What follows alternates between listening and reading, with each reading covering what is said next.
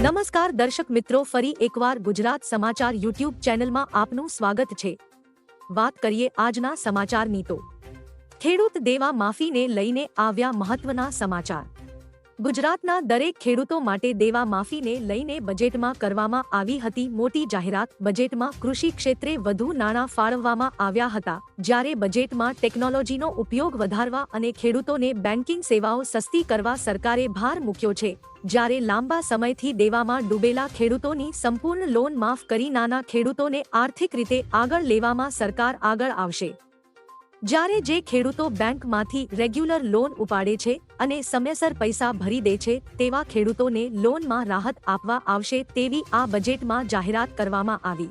ત્યારબાદ ચોમાસાને લઈને પરેશ ગોસ્વામીની આગાહી।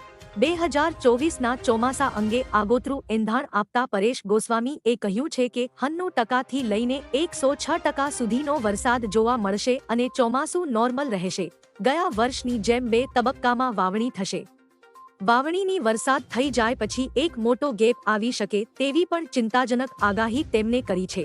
ત્યારબાદ ખેડૂતોને મળશે મોટી ભેટ। સરકાર ખેડૂતોને મોટી ભેટ આપવાની તૈયારી કરી રહી છે। મોદી સરકાર પ્રધાનમંત્રી ફસલ વીમા યોજના હેઠળ ખેડૂતોને પાક માટે આપવામાં આવતા વીમા કવરેજનો વ્યાપ વધારવા જઈ રહી છે।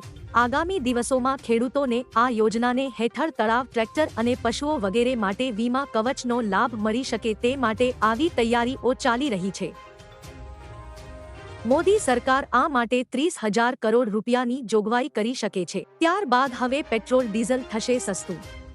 Oil and natural gas corporation એ બંગાળની ખાડીમાં કૃષ્ણા ગોદાવરી બેસિનમાં 26 તેલના કૂવા મળ્યા છે। ફ્લેગશિપ ડીપ વોટર પ્રોજેક્ટમાંથી તેલનું ઉત્પાદન શરૂ કર્યું। ક્રૂડ ઓઇલનું ઉત્પાદન દરરોજ 45,000 બેરલ થવાની ધારણા। હવે ભારત ક્રૂડ ઓઇલ બાબતે આત્મનિર્ભર બનશે। હરદીપ સિંહ પુરી।